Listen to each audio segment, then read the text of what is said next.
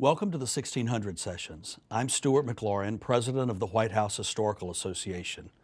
As we begin a new decade, 2020 is the year that we will feature President John F. Kennedy in our annual White House Christmas ornament. It's also the 60th anniversary of President Kennedy becoming President of the United States. What better place for us to mark this occasion than at the John F. Kennedy Center for the Performing Arts here in Washington, D.C. We're here in the office of Deborah Rutter, the president of the Kennedy Center, and this is the living memorial to President Kennedy. We're going to talk about that today. Deborah is a terrific leader and a colleague. We first met 6 years ago when we both started our respected positions. She comes to the Kennedy Center as a strong national leader in the arts and arts management, having been at the Los Angeles Philharmonic and Chamber Orchestra, the Seattle Symphony, and the Chicago Symphony Orchestra Association. Now she brings that wealth of leadership to Washington, D.C., and has done a terrific job as the leader of this National Center of Cultural Arts and Performing Arts. Deborah, it's wonderful to be here with you today in your great office here at the Kennedy Center. Thank you, Stuart. It's great to have you here. I'd like to begin our conversation by talking about the name of this building. It is named after one president, but it's larger than just one president. Tell us how the John F. Kennedy Center for the Performing Arts came into being. Actually, throughout the 20th century, there was a movement to create a national cultural center. And that really comes back from the time of George Washington, when he was actually with Pierre L'Enfant designing this new city, this new capital. It never came to pass at that time, and it really didn't come around until after the Civil War, and then really didn't come into being actively pursued in the 20th century. There were many movements throughout that century, but it was really when President Eisenhower was in office, and he's the one who picked up the mantle and said, it's time for us to have a national cultural center. So it started out just as a national cultural center, and it was really during that Eisenhower period that it came into being and the initial designs came into being. It was when President Kennedy took office, and he and Mrs. Kennedy were huge advocates for it. The story then goes that they were very involved with fundraising, thinking about the structure, appointing citizens to lead that effort. But it was only after our loss of President Kennedy, after he was killed, that Congress really asked the family how they wanted to remember their president. As the story goes, Jackie Kennedy said, I want a living memorial to remember my husband, and I want it to be the National Cultural Center. I think most Americans would assume that it was a reaction to his passing that the Cultural Center came into being and was named after him. It's fascinating to know that it actually began with President Eisenhower. Did the two of them interact together about this building? Yes, in fact, they did quite a bit. What's really interesting is to really understand that it was the citizens of our community, not just Washington, D.C., but of our country, that wanted to have a national cultural center. And I think that is really at the essence of what we're trying to deliver even in our work today. So Eisenhower believed in it, and then Kennedy picked up that mantle and really ran with it. We're in a city of memorials, the Lincoln Memorial, the Washington Monument. We can see them from your office windows here. What does it mean to be a living memorial to a president? It's really an important responsibility. It's also one that is a great honor for us. And as you walk through this building, the staff, the artists who come here, all have a sense of pride and a responsibility. It also gives us a great deal of freedom that we believe in telling the story of who we are as a society, both our past and our present, and as we think about our future as well. We think often about the role of history as we are making our plans every day. So there's a great deal of weight and importance to what we're doing, but that doesn't take us away from understanding that art is what brings people together. Art is what helps shine a light on who we are as individuals and who we are as a collectivist society. And for John F. Kennedy, that is so important. We all really hearken back to those words that he uttered so frequently about the positive role of art, artists, language, culture. And that really is our inspiration every day. And those words are posted around the building. I've seen on many occasions being here for a performance, and to go out on the terrace and to see these powerful words on the walls. We have them on the walls of the terrace looking out over the river. We have them in a variety of settings throughout the building here. And just now, as we've opened the Reach, we have them engraved in the glass. You have an important anniversary coming up, and you're going to, as I understand it, expand the way that you honor President Kennedy and interpret his life, his leadership, and his legacy. Is the Reach a part of that planning? Actually, the Reach is incremental to the physical space, but it is absolutely a part of who we are collectively and as we think about our role as arts leaders into the future. When we were thinking about how to name these new spaces that extend past the four walls of the original Kennedy Center, we knew we couldn't name it for a person, so how would we refer to these new spaces? And what is so true is to imagine what we're trying to achieve with these spaces, how we think about the use of those spaces, and why we were inspired to create them in the first place. And it all really circles back to John F. Kennedy. And if you think about who he was as an individual, how he really pushed himself to do more than he knew he naturally could, how he actually often pushed himself to extremes. And you see that throughout his life story as a young person, as a naval captain, as a member of Senate, and then to become the president, and then the aspirations that he had for us as a country. Those all were things that reached beyond the limits of who he thought he was. So as we were thinking of reaching out past our southern wall, we knew it would be a great place to think and remember him by calling it the Reach. Now, that opened just this past fall to a great and glorious celebration, if I may say. I felt like he was there with us every single day. It was the focal point of the whole city for a week or so. It was just a really exciting. Thank you. I'd like to think it was, and I'd like to think that it's still very much a gathering place that people are excited to come to. But now we're looking at the next milestone for us, which is in 2 years, when we celebrate the 50th anniversary of the opening of the Kennedy Center. It took quite a long time by any terms to actually complete the fundraising, complete the design, construct this space. It opened in 1971 in September. And so in September of 2021, we're celebrating the reopening of the new Kennedy Center.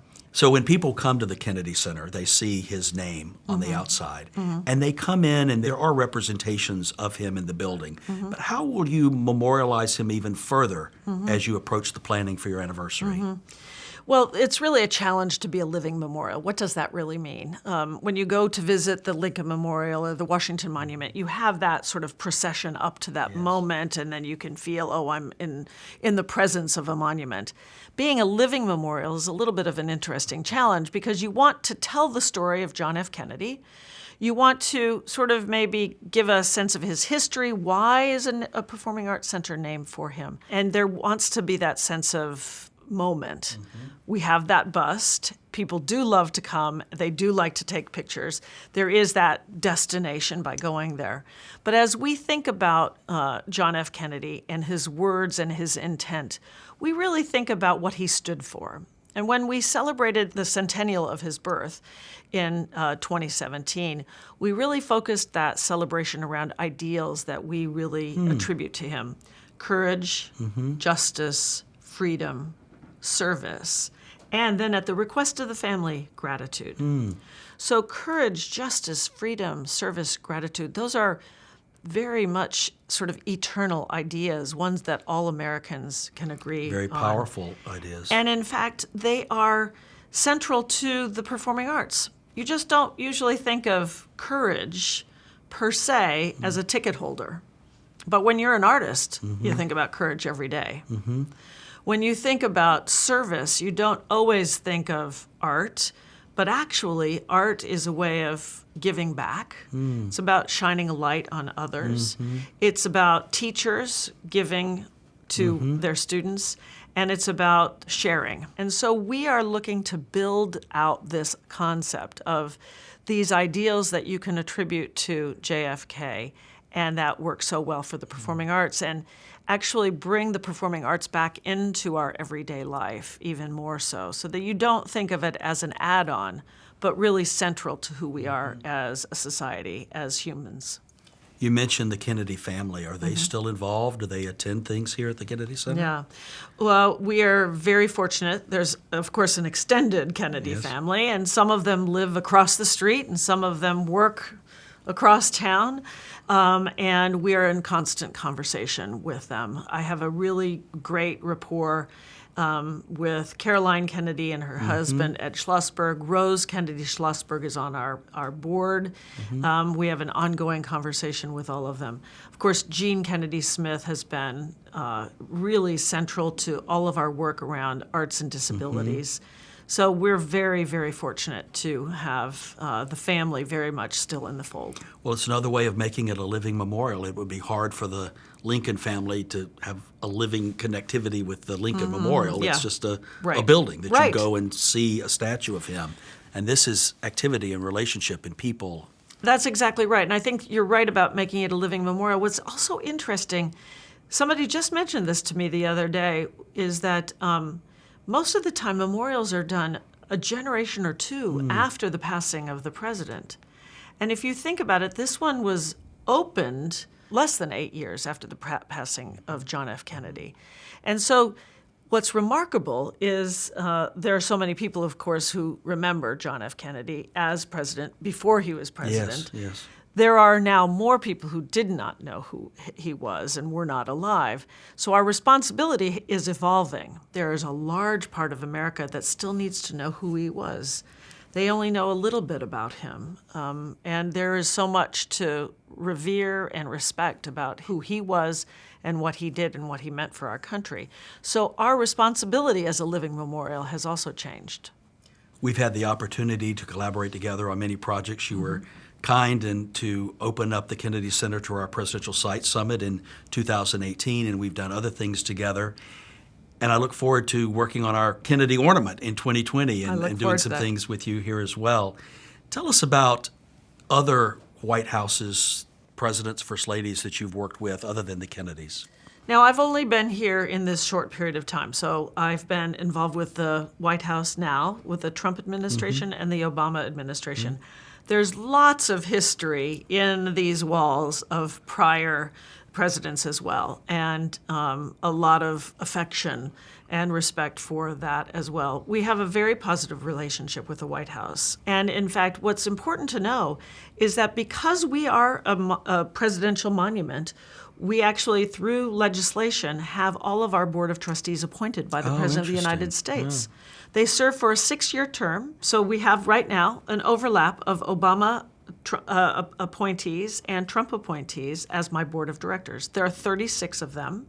And then we have a whole bunch of ex officio who are very important to us as well, members of the administration, members of Congress, the mayor, the chancellor of schools, et cetera. So I've got a really extraordinary board that give me access all around the country. It's pretty extraordinary. And each administration has been just a little bit different. And I understand that over the years it has really changed.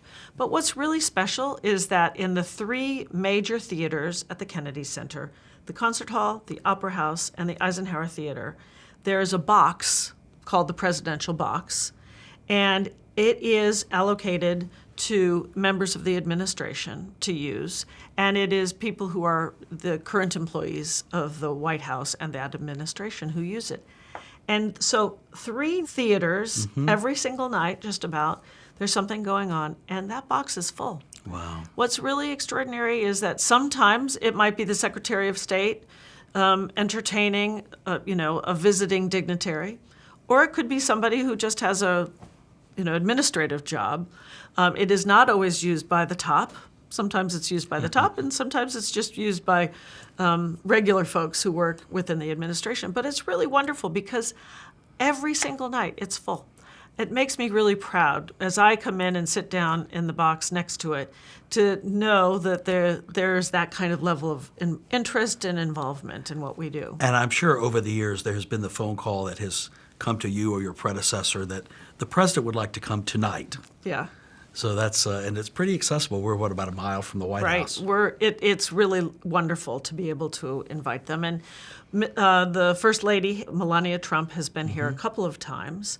During the Obama administration, we had guests, and sometimes they were on the record, and sometimes they were off the record. We like the off the record because it's a little bit easier.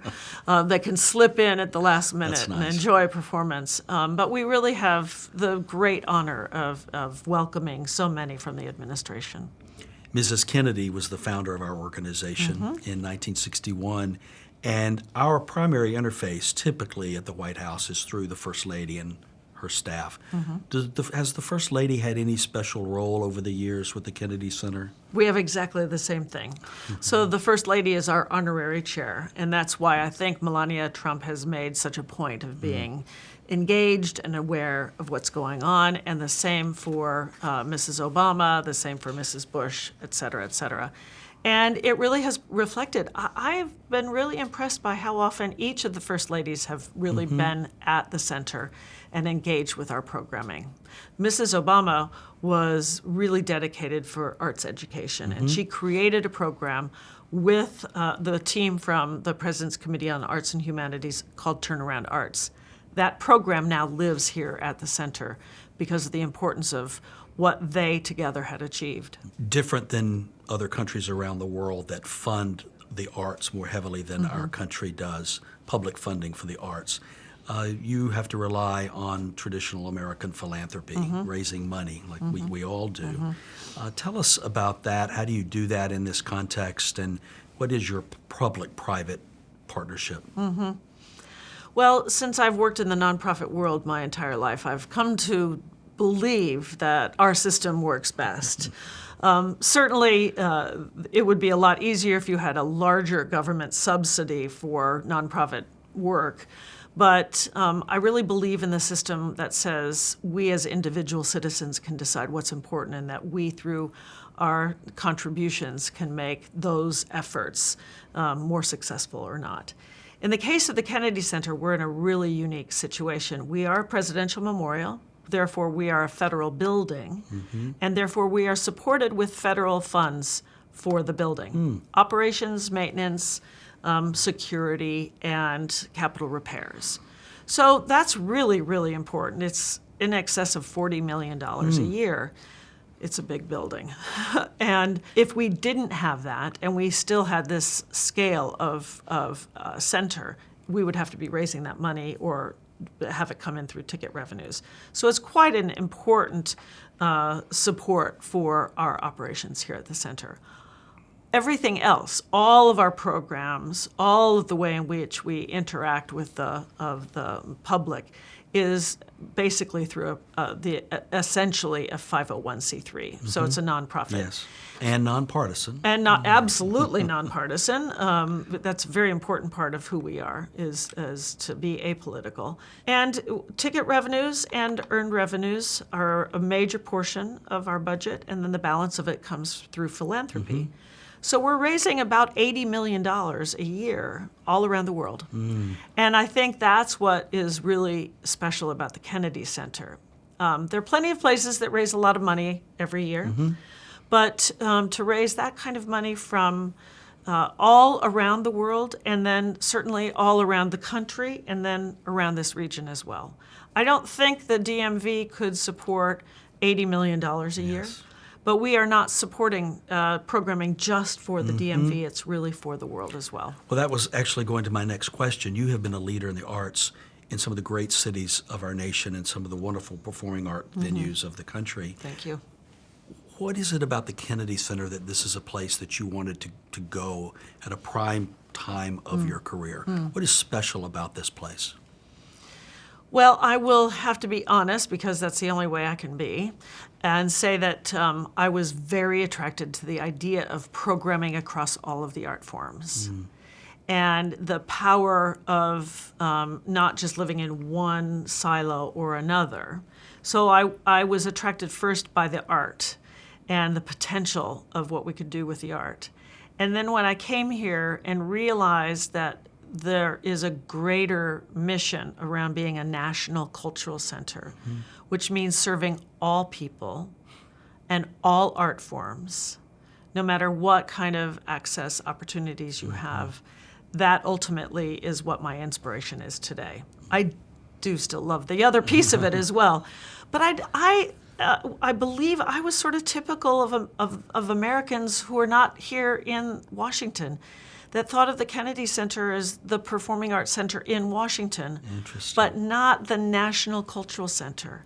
And that's my goal with this 50th anniversary, is to really remind the rest of our country that they actually committed to having a National Cultural Center, and that the leaders of this country believed in it. And the fallen president, President Kennedy, was the one who was such an advocate for it. And why?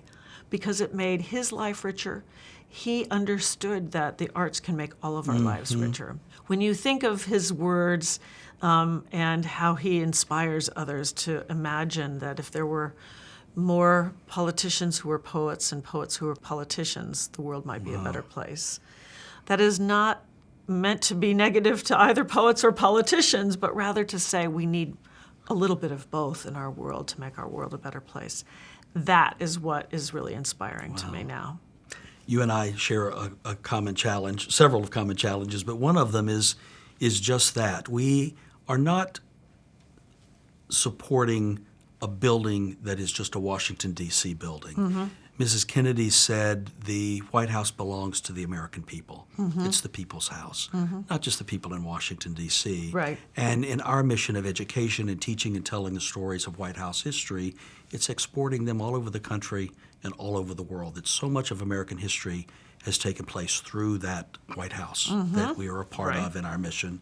And so much of American arts and culture are brought here and represented here and then exported around the world. I know that you have emphasis on different countries every year. And with all the diplomatic corps that's here, you have a real privilege of easy access to them and showcasing the cultures from around the world.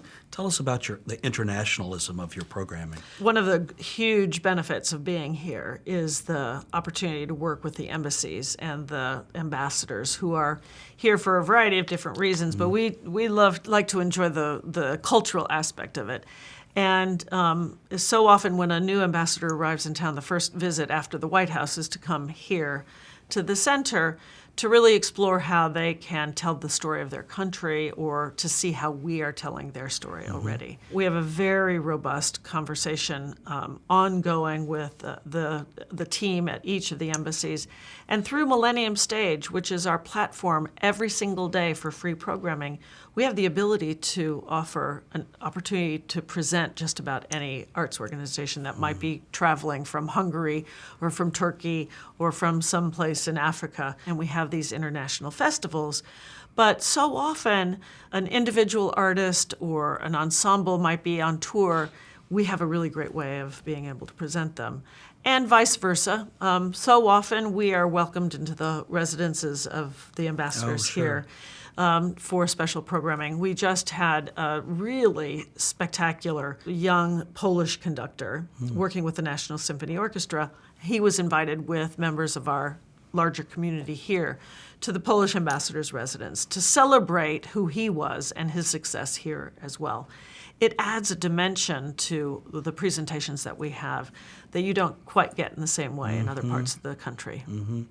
I'm glad that you mentioned the Millennium Stage because it's free, open to the public every night of the year, and to come and see not just tourists, but families and others from Washington coming, bringing their children, their grandchildren, to enjoy the arts. And there's no large ticket charge, there's no subscriber's fee to pay, or you come in for free every night and enjoy the arts. Chairman Jim Johnson, when he was our chairman, 4 years ago, said, I think we need to do something that really sets us apart in anticipation of the new century coming. And in 1997, with Jim's strength of decree as chairman of our board, said we are going to have a free program every single day at 6 o'clock at the Kennedy Center. Now, that was a pretty bold idea. Not so much bold in this city because we have all these museums and monuments that are free. But it's hard for a performing arts center to exist and have free programming. It's quite an undertaking. But then for him to so boldly say every single day at 6 o'clock, we've never missed a single day since March of incredible. 1997. Once, I think we had to have a staff member get up and sing or something like that. But all of the rest of the time, we have had programming on that stage. And it's really been great because you can wrap around programming to what's going on Yes. the main stage. And we not only have free programming, but it is streamed live on Facebook. Oh, wow. So and it's archived. So you can say, I really love that show on, the 12th of February, 1999. Go there and you can find out what And how we had done incredible that that groups day. from all over the country and the world could say they performed on stage. Oh, at that's the Kennedy probably the Center. most popular piece of it. But let me just say that, we may have 300 tonight or 220 yesterday, or, they vary because people really follow this and they know when something really successful. We had 550 families at the Sesame Street sing-along because people wanted to be there for that and they knew what was happening. And then you get thousands watching from around the world. I was on a trip to Australia for business. Somebody came up to me and said, 2 weeks ago I was watching Millennium Stage because a friend of mine was how on great. who's from Australia. And that's the kind of connection that we can have all around the world. You mentioned Jim Johnson as your chair, and you've had a succession of really dynamic national leaders as your chair, not the least of which is your current chair, who we both know very well. He chairs your board. He's a terrific sponsor, supporter of ours, David Rubenstein. And every time I'm around him, I am inspired by something he says or asks, more likely. And tell us what it's like to partner with him and his vision for the Kennedy Center. So David Rubenstein clearly has a stroke of genius in him. Not only does he have what apparently is a photographic memory, but he knows how to connect people, connect ideas. Mm-hmm. And so it's quite interesting. I've gotten much more comfortable over the years in working with him because sometimes you'll toss out an idea and he'll come back with something completely different than you were expecting. And then as you talk about it, you understand where that idea sparks and sends you in another direction. Right.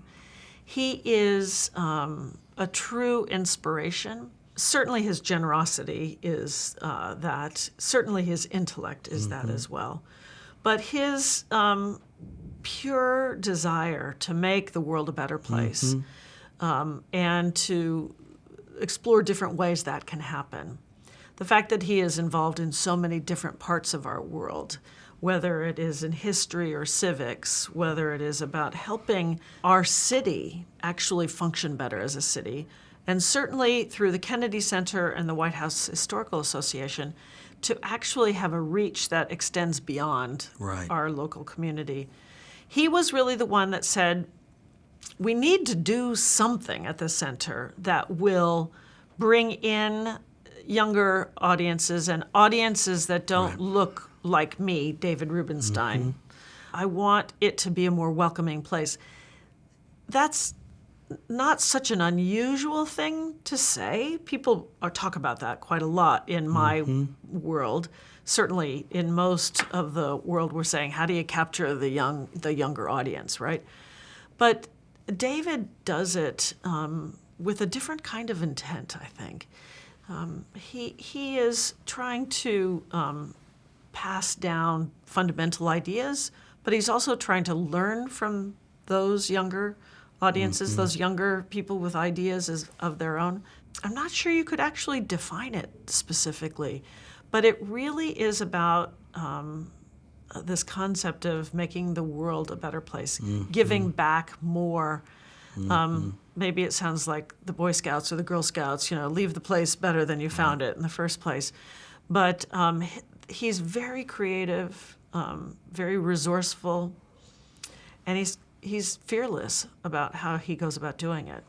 And I really admire that. Well, you're very fortunate to have him in that role. His passion for history in the context of the association and our work and what he gives to, and every time he gives to another history-oriented organization, I thank him for that, because when he helps one of us, he helps all of us. Yes, he certainly does. And his generosity is ample and unending. And it's not just the money, it's the inspiration. You know, I get fired up about my job when I'm around him. So we're both really privileged we are. to We're have very that lucky. relationship. As I mentioned, we were founded by Mrs. Kennedy in 1961, and we had two real mandates: to be the nonpartisan private partner to the White House to provide non-government funding for conservation, preservation, restoration of those beautiful staterooms in the White House, but also education, to teach and tell the stories of the White House and its history. We do that through our public programming, our publications, various partnerships. I know that education is an important part of your mission as well. How did that come to be, and what form does it take? That's fascinating because the genesis of yours was Mrs. Kennedy, and so much about who we are was touched from her ideas as well. The original mandate signed by Congress created a National Cultural Center for world-class arts on an international basis and for arts education across our country, that we would be that lead advocate for arts education. So clearly we have that similarity. And then when it became also a living memorial in 1964, it really created this tripartite of three pillars to our identity: the living memorial, arts education, and then also world-class arts. I do think most people think of the Kennedy Center as a performing arts center, go see a show, hear music, Yes. et cetera. But we really are probably the largest arts education program delivery institution in the country, as well as advocate. We have more than 40 programs. We serve more than 43 states. My goal is to get to 50 plus all of the district in Puerto Rico, et cetera. And we actually do it through teacher training, through programs, through advocacy with schools and communities. So we share that as well. I think it's really important to remember that it's not something just to go see a show, but that you should live your life with art in it every day, and that we all sort of somewhere inside us have a hidden artist, whether it's dance or theater or language or just the love of music. There is an artist in all of us. Well, I suspect there's another thing that we share. One of the things I love about my job is we're an education organization, but every single day I learn too. Yes. And education is an ongoing process for all of us, and that's really a thrill for me in my job. That's exactly right. The idea of lifelong learning, and that's a part of what we do here at the center. The Kennedy Center is in Washington, D.C., in our nation's capital, but they're great performing arts centers in world capitals around the globe. Do you have any special relationship with those? Certainly, when you've been in the field as long as I've been in, you have relationships all around the country, all around the world, in performing arts centers, and certainly with those presenters around the world and those places where they have great performing arts ensembles. And that's probably the greatest joy that I have in my work, which is really knowing what's going on around the world. But what's really interesting is there's really no place quite like the Kennedy Center. Performing arts centers are a phenomenon of a particular generation in America. And it was really the late 60s and the early 70s when the centers like this with multiple theaters all in one location were being built. If you think about it, quite a number of them have celebrated that sort of half-century mark recently, and we are in a couple of years. Most places around the world are these individual, standalone, made for a particular art form centers. London has two very important centers, Barbican and the South Bank, and they are very successful. They don't exist in exactly the same way as the Kennedy Center. And certainly there's no other performing arts center that is also the living memorial to a president. You and I live and work in a very political city, a very partisan city at this day and time. And yet we have to be nonpartisan in what we do.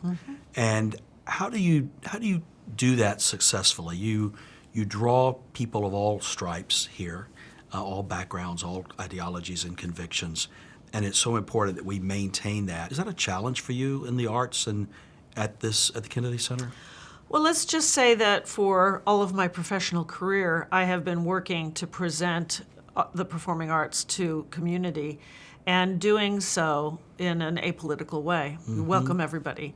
The really important thing for me has always been that the arts bring us together. It helps us understand who we are as individuals and where we fit into society and how we work with one another. So it is a place of inclusiveness, not one of divisiveness.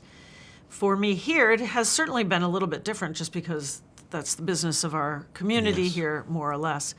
But again, if you were to go in and see the 7,000 people who were in this building last night, you couldn't say red, That's right. blue, purple, red, blue, Right. purple, red, blue, purple.